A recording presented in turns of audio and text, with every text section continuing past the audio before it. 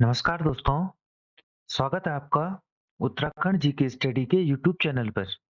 दोस्तों, Uttarakhand GK study Uttarakhand लोक सेवा आयोग या उत्तराखंड अधीनस्थ चयन आयोग ग्रुप सी यूकेपीएससी प्री जो भी परीक्षाएं आयोजित की जाती हैं, उन सभी परीक्षाओं के लिए उत्तराखंड से संबंधित सामान्य ज्ञान या उनसे संबंधित महत्वपूर्ण प्रश्नों को आपके सामने प्रस्तुत करता है। ठीक है? जिससे कि आपको परीक्षा में ज़्यादा से ज़्यादा स्कोर कर सकें और आप परीक्षा में अच्छी से अच्छी सफलता प्राप्त कर सकें। ठीक है दोस्तों? इसी के साथ दोस्तों पिछली वीडियो में हमने देखा था कि उत्तराखंड वन आरक्षी के लिए महत्वपूर्ण प्रश्न की एक पहली श्रृंखला डाली थी जिसमें कि 50 क्वेश्चन आपको करवाए गए थे, जिसमें कि 30 क्वेश्चन जनरल और उत्तराखंड जीके के, 10 क्वेश्चन आपके करंट अफेयर्स के और 10 क्वेश्चन आपके हिंदी के थे ताकि आपको पूरा अभ्यास करवाया जा सके। ठीक है? ये वीडियोस वन आरक्षी के लिए एक क्रैश कोर्स की तरह मैं यहाँ पे आपके सामने लाया हूँ। तो पहली सीरीज उम्मीद करता हूँ कि आपने इससे पहले वाला वीडियो देखा होगा। अगर नहीं देखा होगा तो इस वीडियो के डिस्क्रिप्शन में आपको मैं उस वीडियो का लिंक प्रोवाइड करवा दे रहा हूँ। ठीक है दोस्तों? तो मिशन वन आरक्षी के अंतर्गत वन आरक्षी की परीक्षा जो कि 9 अप्रैल 2023 को आयोजित की जानी है, उस परीक्षा के लिए ये वीडियो बहुत महत्वपूर्ण होने वाली है। इस वीडियो में हम उत्तराखंड जीके के 30 महत्वपूर्ण प्रश्न, सामान्य हिंदी के 10 महत्वपूर्ण प्रश्न और करंट अफेयर्स के 10 महत्वपूर्ण प्रश्नों का अभ्यास करेंगे, जिससे कि आपको वन आरक्षी की जो परीक्षा आयोजित की जानी है, उसमें आपको अच्छा स्कोर कर सके। और दोस्तों, आप वीडियो को लाइक कर दीजिए और चैनल को सब्सक्राइब कर दीजिए ताकि आपको आने वाली वीडियो आपको उपलब्ध करवा सकूँ। इसी में मैं आपको कंप्यूटर से रिलेटेड कंप्यूटर के जो महत्वपूर्ण प्रश्न हैं, उन सभी से रिलेटेड आपको एक वीडियो उपलब्ध करवाऊँगा जल्द ही, ताकि आप कंप्यूटर से रिलेटेड जो भी प्रश्न पूछे जाते हैं, उन सभी परीक्षाओं के लिए आपको उपयोगी साबित होगा। ठीक है दोस्तों? तो वीडियो को शुरू करने से पहले आप वीडियो को लाइक कर दीजिए और शुरू करते हैं आज का पहला प्रश्न। तो दोस्तों, आज का जो पहला प्रश्न है, वो आपका ये है कि मिशन अंत्योदय योजना के अंतर्गत शामिल नहीं है। मिशन अंत्योदय योजना इसके अंतर्गत शामिल नहीं है, तो क्या शामिल नहीं है आपको इसमें ये बताना है कि पहला ऑप्शन है इसका कि 13 जिलों में क्लस्टर की संख्या का क्रियान्वित किया जाना, ठीक है?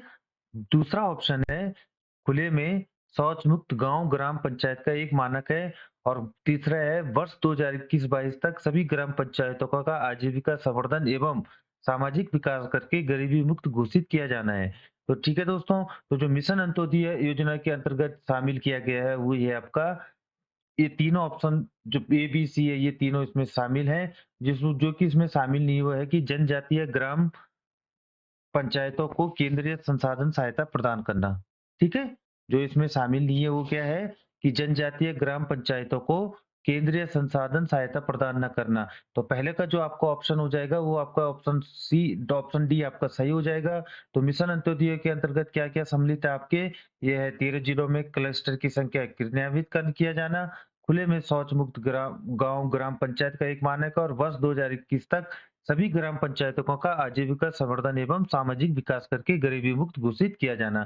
जो भारत सरकार के अंतर्गत ये उत्तराखंड सरकार ने ये योजना शुरू की है। ठीक है दोस्तों? नेक्स्ट क्वेश्चन है आपका कि क्षेत्रफल की दृष्टि से न्यूनतम और अधिकतम जनसंख्या घनत्व वाले जनपदों का सही युग्म क्या है? क्षेत्रफल की दृष्टि से न्यूनतम और अधिकतम।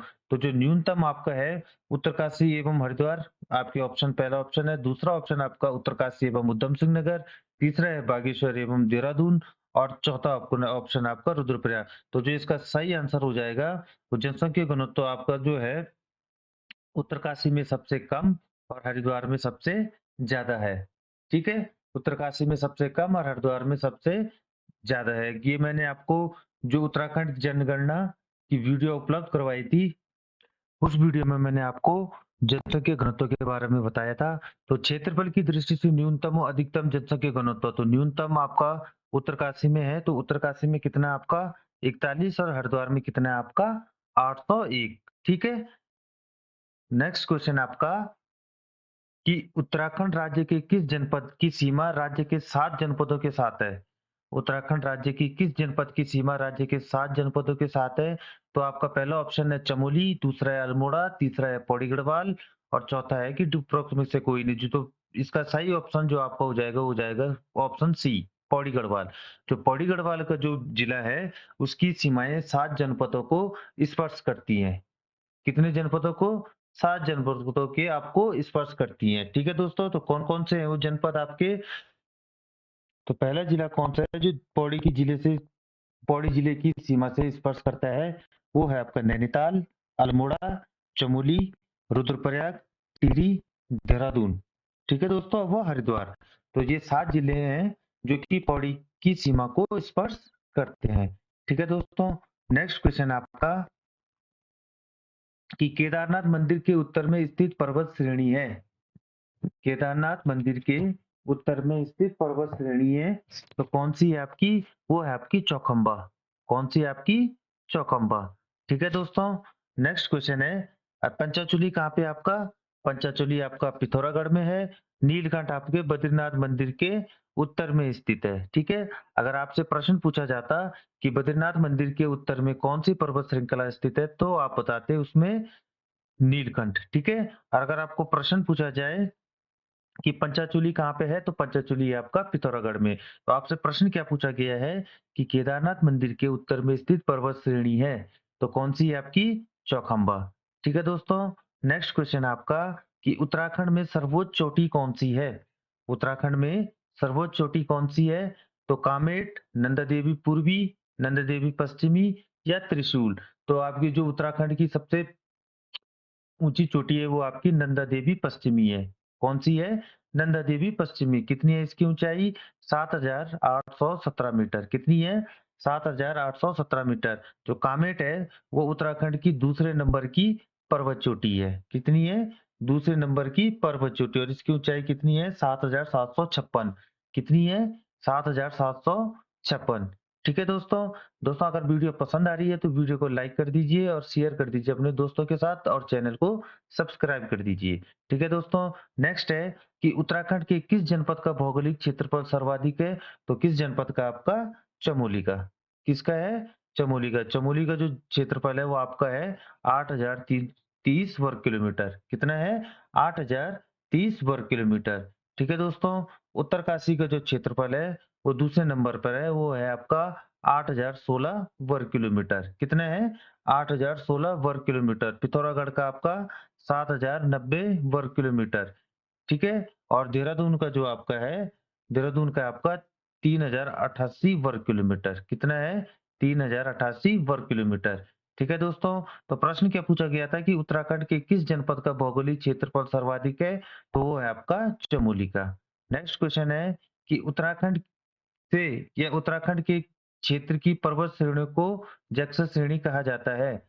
उत्तराखंड की या कौन से क्षेत्र की पर्वत श्रेणियों को जैक्सस श्रेणी कहा जाता है? तो आपको सही आंसर हो जाएगा ट्रांस हिमालयी टिबियान क्षेत्र। जो ट्रांस हिमालयी टिबियान क्षेत्र है, जो कि आपकी 2500 से 3500 मीटर की ऊंचाई पे है, वो वहाँ की पर्वत श्रेणी को क्या कहा जाता है? आपकी जैक्सस श्रेणियां। क्या कहा जाता है? जैक्सस श्रेणियां। ठीक है दोस्तों? नेक्स्ट क्वेश्चन आपका कि क्षेत्रफल की दृष्टि से उत्तराखंड का देश में कौन सा स्थान है? तो क्षेत्रफल की दृष्टि से उत्तराखंड में देश में उत्तराखंड का 19वां स्थान है। कौन सा है? 19वां स्थान। ठीक है दोस्तों? नेक्स्ट क्वेश्चन आपका कि राज्य के कितने जिले उत्तर प्रदेश से सीमा बनाते हैं? राज्य के कितने जिले उत्तर प्रदेश से सीमा बनाते हैं? तो जो 5 जिले हैं आपके, इसका 8वें का ऑप्शन डी सही हो जाएगा। जो 5 जिले आपके राज्य के जो उत्तर प्रदेश से 5 जिले आपके सीमा बनाते हैं। कौन-कौन से? हरिद्वार, देहरादून, पौड़ी, ऊधम सिंह नगर और नैनीताल। ठीक है? तो प्रश्न है राज्य के कितने जिले उत्तर प्रदेश से सीमा बनाते हैं? तो वो बनाते हैं आपके 5 जिले। ठीक है? दोस्तों इसमें 15 क्वेश्चन और 15-15 क्वेश्चन करके आपको 15 क्वेश्चन उत्तराखंड के भौगोलिक क्षेत्र से और 15 क्वेश्चन उत्तराखंड की प्रमुख नदियों से आपसे इसमें प्रश्न बनाए गए हैं। तो आप वीडियो को स्किप मत कीजिए, बहुत ही मजेदार वीडियो होने वाली है। ठीक है दोस्तों? नेक्स्ट क्वेश्चन है कि निम्न में से कौन-सा जिला नेपाल की सीमा को स्पर्श करते हैं? निम्न में से कौन-सा जिला नेपाल की सीमा को स्पर्श करता है? तो कौन-सा जिला करता है आपका? पिथौरागढ़। ठीक है? कौन-सा जिला करता है आपका? पिथौरागढ़। नेक्स्ट क्वेश्चन है कि चीन तथा नेपाल से सर्वाधिक सीमा रेखा वाला जिला कौन-सा है? तो चीन तथा नेपाल से जो सर्वाधिक सीमा साझा करता है वो जिला आपका पिथौरागढ़। कौन-सा है? पिथौरागढ़। ठीक है। नेक्स्ट है कि स्वतंत्रता के समय भारत का एकमात्र हिमालयी राज्य कौन था? तो कौन सा था आपका? असम। ठीक है। कौन सा था? असम। नेक्स्ट क्वेश्चन आपका कि किस क्षेत्र के मैदानों को बुग्याल तथा अल्पाइन पास्चर नामों से जाना जाता है? तो किस क्षेत्र के मैदानों को बुग्याल और अल्पाइन कहा जाता है? वो कहा जाता है आपके उच्च हिमालय क्षेत्र, उच्च या महा हिमालय क्षेत्र की जो मैदान होते हैं वहां पे घास के, उन्हें बुग्यालिया अल्पाइन पास्चर कहा जाता है। या चरवाहों का स्वर्ग किसे कहा जाता है? वो भी उच्च या महा हिमालय क्षेत्र कहा जाता है। ठीक है। जो कि आपकी 4500 से मीटर की ऊंचाई पे होते हैं। नेक्स्ट क्वेश्चन है दोस्तों कि गंधमादन पर्वत कौन से जिले में स्थित है? तो गंधमादन पर्वत आपका चमोली जिले में स्थित है। तो जिले में आपके चमोली जिले में, और कितनी है इसकी ऊंचाई? 6984 मीटर। कितनी है? 6984 मीटर। ठीक है दोस्तों। नेक्स्ट है कि निम्नलिखित में से कौन सा दर्रा पिथौरागढ़ तिब्बत को जोड़ता है? निम्नलिखित में से कौन सा दर्रा पिथौरागढ़ तिब्बत को जोड़ता है? तो कौन सा दर्रा जोड़ता है आपका? वो जोड़ता है आपका उपयुक्त सभी। जो ये सारे जो दर्रे हैं, लिपुलेख, गुंजी, द्वारमा, नबीदुरा या मानसे, लंपिया, ये सारे जो दर्रे हैं, ये पिथौरागढ़ को तिब्बत से जोड़ते हैं। ठीक है। अगर प्रश्न पूछा जाए कि सर्वाधिक दर्रे किस जिले में स्थित है? तो वो भी आपके पिथौरागढ़ में स्थित है। ठीक है। नेक्स्ट है कि थांगला दर्रा किस जनपद में स्थित है? कि थांगला दर्रा किस जनपद में स्थित है? तो ये आपके उत्तरकाशी जिले में। कौन सी? उत्तरकाशी डिस्ट्रिक्ट में। नेक्स्ट क्वेश्चन आपका कि कुमाऊं की सबसे पवित्र नदी किसे माना जाता है? तो कुमाऊं की जो सबसे पवित्र नदी है वो आपकी सरयू को माना जाता है। किसको माना जाता है? सरयू नदी को। ठीक है। ये याद रखना कि कुमाऊं की सबसे पवित्र नदी कौन सी है आपकी? वो है आपकी सरयू नदी। ठीक है दोस्तों। नेक्स्ट क्वेश्चन आपका कि किस स्थान पर अलकनंदा नदी में सरस्वती नदी मिलती है? कि किस स्थान पर अलकनंदा नदी सरस्वती नदी में मिल जाती है, या सरस्वती नदी अलकनंदा में मिलती है? तो किस नदी पे मिलती है आपकी? केशव प्रयाग में। कौन से उसमें मिलती है आपकी? केशव प्रयाग में। ठीक है। नेक्स्ट क्वेश्चन है दोस्तों कि सूर्य की पुत्री व यमराज की बहन के नाम से किस नदी को जाना जाता है? सूर्य की पुत्री वो यमराज की बहन के नाम से किस नदी को जाना जाता है? तो वो जाना जाता है आपकी यमुना नदी को। किस नदी को जाना जाता है आपकी? यमुना नदी को। ठीक है दोस्तों। नेक्स्ट है कि जानवी गंगा, केदार गंगा, अस्सी गंगा किसकी सहायक नदियां हैं? जानवी गंगा, केदार गंगा या अस्सी गंगा किसकी सहायक नदियां हैं? ऑप्शन आपके यमुना, अलकनंदा, काली या भागीरथी। तो जो जानवी गंगा, केदार गंगा, अस्सी गंगा आपकी है, वो आपकी भागीरथी नदी की सहायक नदियां हैं। ठीक है। कौन सी नदी की है? भागीरथी नदी की सहायक नदियां हैं। और भागीरथी किसकी नदी सहायक नदी है? भागीरथी आपकी बिलंगना नदी, या भागीरथी की सहायक नदी है प्रमुख है जो बिलंगना, जानवी गंगा, केदार गंगा, अस्सी गंगा। ठीक है। नेक्स्ट क्वेश्चन क्या है आपका कि निम्न में से किस नदी को श्यामा नदी कहा जाता है? निम्न में से किस नदी को श्यामा नदी कहा जाता है? तो वो कहा जाता है आपकी काली नदी को। ठीक है। कौन सी नदी को कहा जाता है? काली नदी को। ठीक है दोस्तों। नेक्स्ट क्वेश्चन है कि कर्णगंगा या पिंडर नदी कहाँ से निकलती है? कर्णगंगा या पिंडर नदी कहाँ से निकलती है? तो पिंडर नदी आपकी निकलती है पिंडारी ग्लेशियर से। ठीक है। पिंडर नदी आपकी पिंडारी ग्लेशियर से निकलती है। और पिंडारी ग्लेशियर आपका कहाँ पे है? कि बागेश्वर के दानपुर क्षेत्र में नंदाकोट व नंदा देवी शिखरों के उत्तर पूर्व में स्थित है। कहाँ पे है? दानपुर क्षेत्र के बागेश्वर के दानपुर क्षेत्र में नंदाकोट व नंदा देवी शिखरों के उत्तर पूर्व में स्थित है। ठीक है दोस्तों। नेक्स्ट क्वेश्चन है कि गौरी गंगा का उद्गम स्थान कहाँ है? गौरी गंगा का उद्गम स्थान कहाँ है?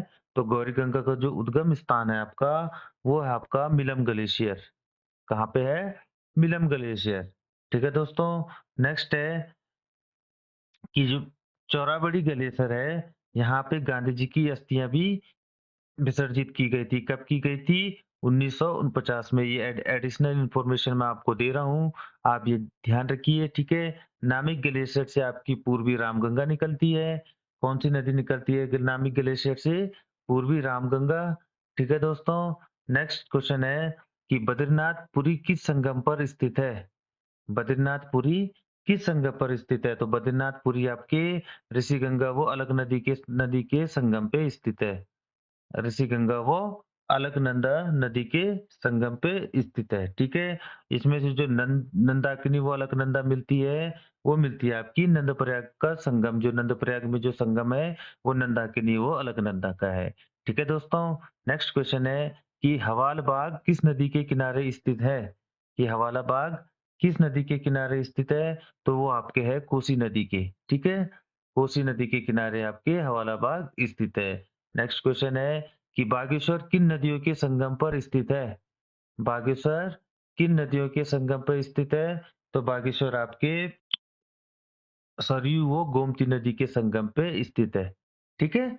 अगर क्वेश्चन पूछा जाए कि सरयू व गोमती नदी के संगम पे कौन सा शहर स्थित है, तो वो कौन सा आपका बागेश्वर। नेक्स्ट क्वेश्चन है कि अलकनंदा व मंदाकिनी नदियों के संगम पर स्थित है।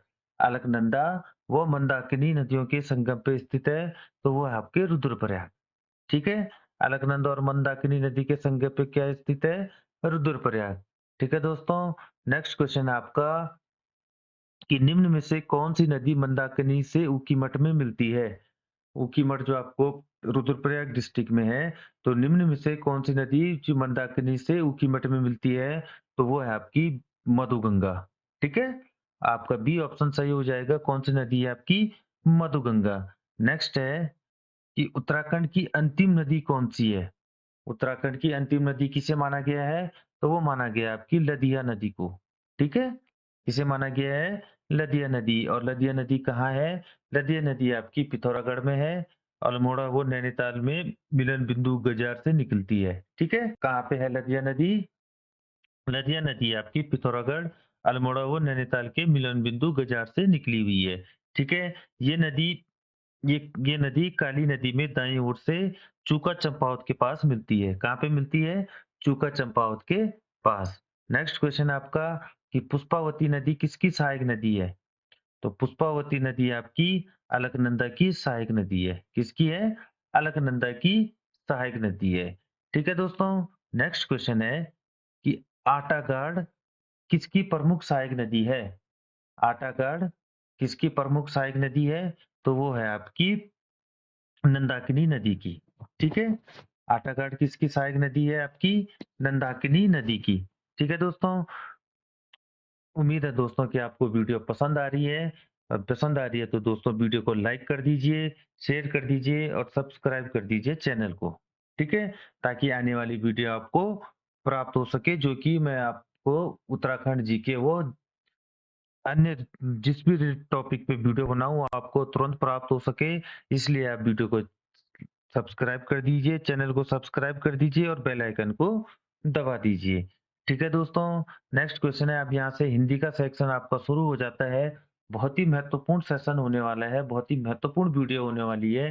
तो दोस्तों आपसे रिक्वेस्ट है कि आप वीडियो को स्किप ना कीजिए। अगर आपने वीडियो को स्किप किया तो आप न जाने क्या-क्या स्किप कर सकते हैं, ठीक है?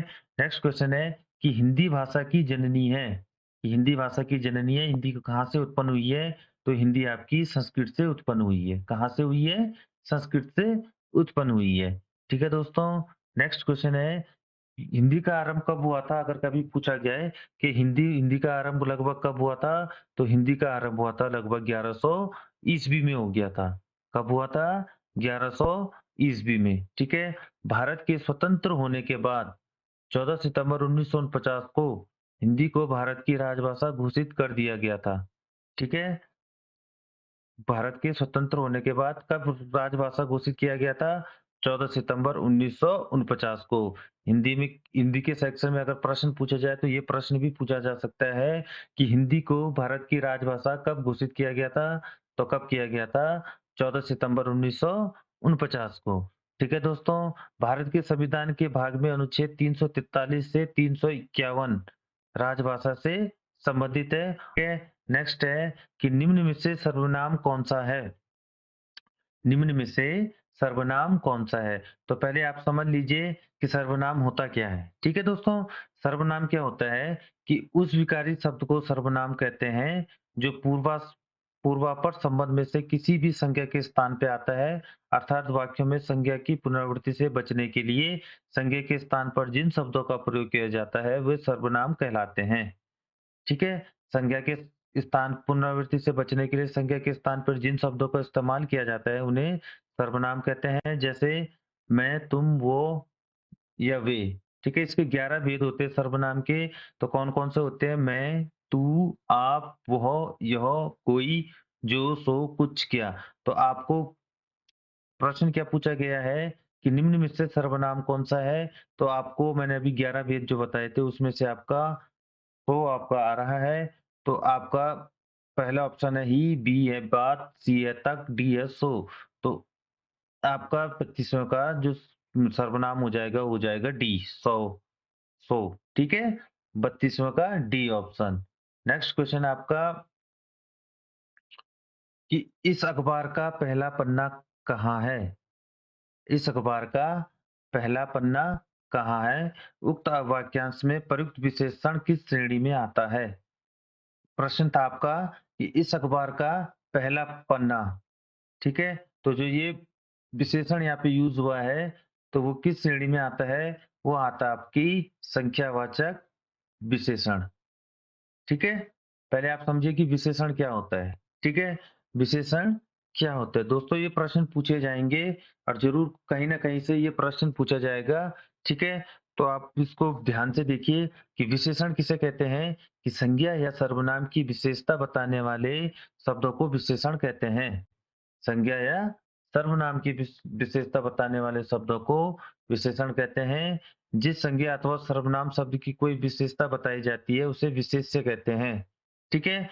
जैसे विशेषण क्या होते हैं? जैसे सदाचारी राजा, मीठी बोली, काला घोड़ा, 5 पुस्तकें आदि वाक्यांश में सदाचारी, मीठी, काला, 5 जैसे शब्द विशेषण होंगे तथा राजा, बोली, घोड़ा, कुत्ता आदि विशेष्य होंगे। तो विशेषण क्या होते हैं? जो कि संज्ञा या सर्वनाम की विशेषता को बताते हैं और ठीक है, संज्ञा या सर्वनाम की विशेषता को बताते हैं। ठीक है दोस्तों, उसे क्या कहते हैं? विशेष्य। विशेषण के 4 प्रकार होते हैं, गुणवाचक, संख्यावाचक, परिमाणवाचक और सार्वजनिक विशेषण। गुणवाचक क्या होता है कि जिस विशेषण शब्द से संज्ञा या सर्वनाम के गुण, दशा, स्वभाव, स्थिति, रूप, रंग, आकार आदि का पता चलता है। ठीक है? संख्यावाचक जिन विशेषण शब्दों में संज्ञा या सर्वनाम की संख्या का बोध हो। परिमाणवाचक जिसमें मात्रा या नापतोल का ज्ञात हो और सार्वजनिक है कि जो सर्वनाम शब्द विशेषण के रूप में संज्ञा या सर्वनाम से पहले लगकर उनकी विशेषता का बोध कराते हैं अथवा जो सर्वनाम शब्द संज्ञाओं से पहले आकर उनकी ओर संकेत करते हैं, उन्हें सार्वजनिक विशेषण या संकेतवाचक विशेषण कहते हैं। तो प्रश्न क्या पूछा गया था कि इस अखबार का पहला पन्ना कहाँ है? ठीक है? इस अखबार का पहला पन्ना कहाँ है? तो पहला यहाँ पे आया है विशेषण, तो ये आ जाएगा आपका संख्यावाचक विशेषण। ठीक है दोस्तों? नेक्स्ट क्वेश्चन आपका 34वां कि ऊधों का लेना ना माधों का देना कहावत का अर्थ क्या है? ऊधों का लेना ना माधों का देना। ये कहावत का अर्थ क्या है आपका? तो इसका अर्थ हो जाएगा आपको ऑप्शन आपके लेन-देन से साफ रहना, भक्तिभाव से दूर रहना, अपने से काम रखना या हिसाब साफ रखना। ठीक है? तो इसका सही जो आंसर हो जाएगा ऊधों का लेना, माधों का न देना कि अपने काम से काम रखना। ठीक है? सही ऑप्शन हो जाएगा इसका अपने काम से काम रखना। ठीक है? नेक्स्ट है कि यण संधि किस संधि का भेद है? यण संधि किस संधि का भेद है? तो यण संधि आपका स्वर संधि का भेद है। किसका है? स्वर संधि का भेद है। ठीक है? संधि क्या होती है? विच्छेद मैंने आपको पिछले वाले वीडियो में भी बताया था कि उभय पदों के समीप विद्यमान वर्णों के मिश्रित रूप को अलग-अलग करना संधि विच्छेद कहलाता है। या जब दोनों पद परस्पर मिलकर तृतीय शब्द का निर्माण करते हैं, तो जो परिवर्तन या विकार होता है उसे संधि कहते हैं। और संधि के 3 भेद होते हैं, ठीक है? स्वर संधि, दीर्घ संधि, गुण संधि, वृद्धि संधि, यण संधि, अयादि संधि, ठीक है? संधि के मुख्यतः 3 भेद होते हैं, स्वर संधि, व्यंजन संधि या विसर्ग या अयोग्य संधि, ठीक है? तो स्वर संधि के 5 भेद होते हैं। स्वर संधि संधि कितने प्रकार की होती है? 3 प्रकार के। उसमें से जो स्वर संधि होती है उसके 5 भेद होते हैं। तो उसके 5 भेदों में से कौन-कौन से होते हैं आपके? दीर्घ संधि, गुण संधि, वृद्धि संधि, यण संधि और अयादि संधि, ठीक है? तो प्रश्न क्या पूछा गया है कि यण संधि आपका किस संधि का भेद है? तो वो आपका हो जाएगा स्वर संधि का भेद है, ठीक है? नेक्स्ट क्वेश्चन है कि हिंदी में मैं का बहुवचन क्या होता है? हिंदी में जो बोलते हैं मैं, उसका बहुवचन क्या होता है? तो जो उसका बहुवचन होता है हम। क्या होता है? हम। नेक्स्ट क्वेश्चन है कि इनमें से क्रिया से बनी भाववाचक संज्ञा नहीं है। इनमें से क्रिया से बनी भाववाचक संज्ञा नहीं है। तो क्रिया से जब भाववाचक संज्ञा क्या होती है? ठीक है? इनमें से क्रिया से बनी संज्ञा नहीं है तो ऑप्शन आपके कमाई, लड़ाई, पढ़ाई या भलाई, ठीक है? तो जो आपका ऑप्शन हो जाएगा वो हो जाएगा इसका सही ऑप्शन हो जाएगा डी भलाई, ठीक है?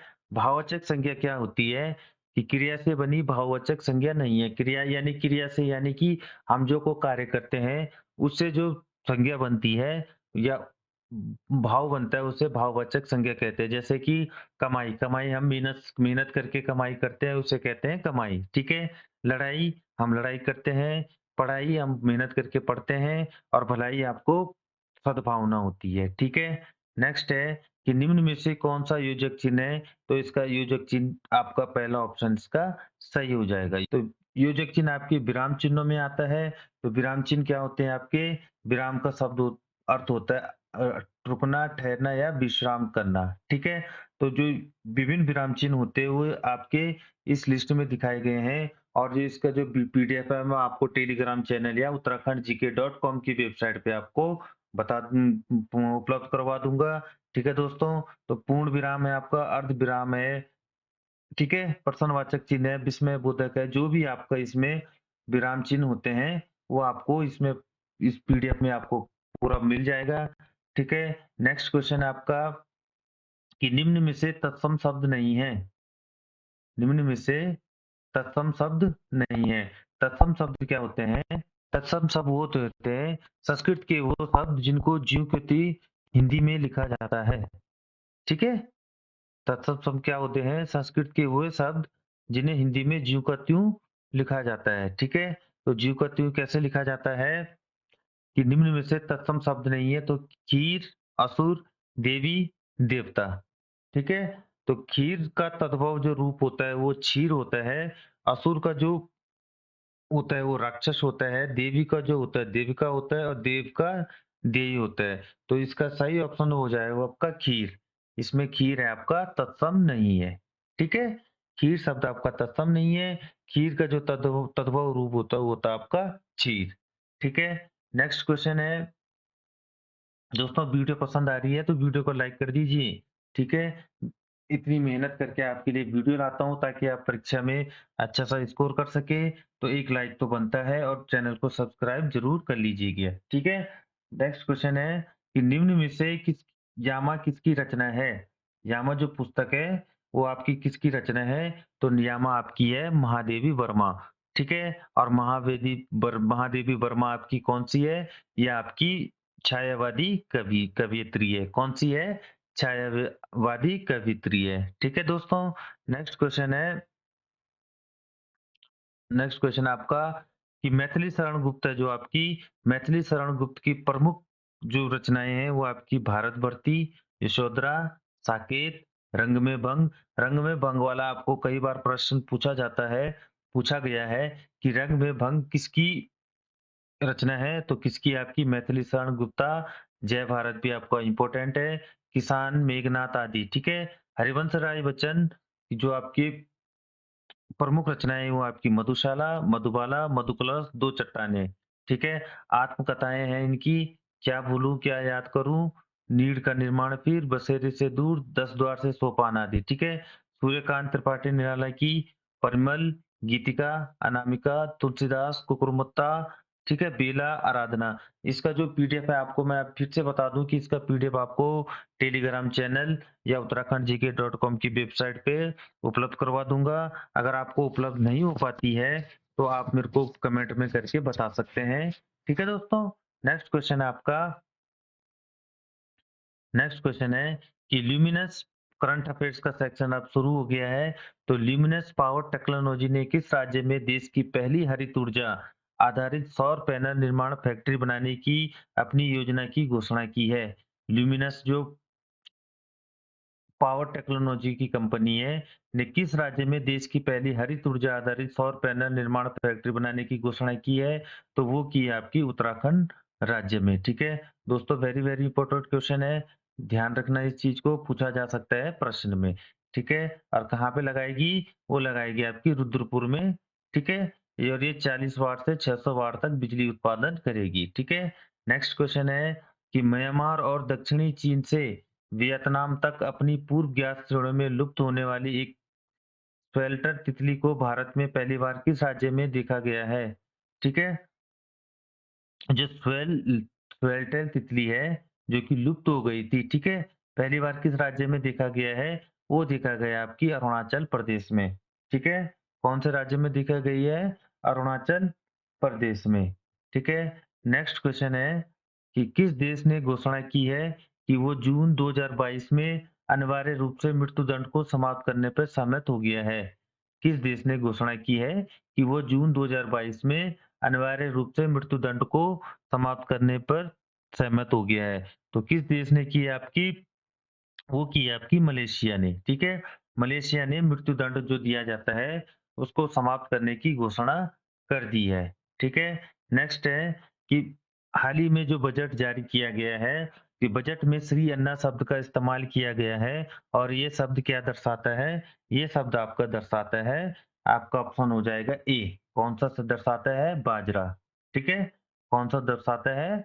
बाजरा। जो बजट अभी पेश किया गया था, वो उसमें अन्ना शब्द का प्रयोग किया गया था, तो वो किस वस्तु को दर्शाता है? वो दर्शाता है आपको बाजरा को। ठीक है, नेक्स्ट क्वेश्चन है कि वर्ल्ड हैप्पीनेस रिपोर्ट 2023 के अनुसार भारत की रैंक क्या है? वर्ल्ड हैप्पीनेस 2023 की रिपोर्ट है, उसके अनुसार भारत की कौन-सी रैंक है? तो कौन-सी रैंक है आपकी? 2023 के अनुसार आपकी भारत की 126वीं रैंक है। कौन-सी रैंक है? 126वीं रैंक है। किसमें है? 136 देशों में ये सर्वे किया गया है, और भारत की कौन-सी रैंक है आपकी? 126वीं, जो कि बहुत बेकार है, और जो फर्स्ट पे है आपकी वो है फ़िनलैंड। ठीक है? जिसने टॉप किया है वो आपका फ़िनलैंड। नेक्स्ट क्वेश्चन है कि हाल ही में हरमाऊ शक्ति 2022 सैन्य अभ्यास भारत और किस देश के बीच संयुक्त द्विपक्षीय अभ्यास है? दोस्तों, एक चीज ध्यान रखना कि प्रश्नों में जब क्वेश्चन पेपर या प्रश्न पूछा जाता है करंट अफेयर से, तो जो उसमें सैनिक अभ्यास होते हैं, उसमें से एक प्रश्न जरूरी प्रश्न अवश्य रूप से पूछा जाता है। तो जो हरिमाऊ शक्ति 2022 सैन्य अभ्यास है, वो किसके बीच में हुआ है? वो है आपके भारत और मलेशिया के बीच में। ठीक है, किसके बीच में? भारत और मलेशिया के बीच में हरिमाऊ शक्ति। ठीक है, नेक्स्ट है कि निम्नलिखित में से कौन सा देश 46वें अंतर्राष्ट्रीय कोलकाता पुस्तक मेले का थीम देश है? कौन सा देश 46वें अंतर्राष्ट्रीय कोलकाता पुस्तक मेले का थीम देश है? तो वो है आपका स्पेन। ठीक है, कौन सा है आपका? स्पेन। ठीक है दोस्तों, नेक्स्ट क्वेश्चन है, नेक्स्ट क्वेश्चन आपका कि सर्जिया रामोस ने अंतर्राष्ट्रीय क्रिकेट फुटबॉल से अपनी सेवानिवृत्ति की घोषणा की है। सर्जिया रामोस, वो निम्नलिखित में से किस देश से संबंधित है? तो वो है आपका स्पेन से। किससे है? स्पेन के जो महान फुटबॉलर हैं सर्जिया रामोस, उन्होंने अंतर्राष्ट्रीय फुटबॉल से संन्यास ले लिया है। तो कौन से देश के हैं आपके?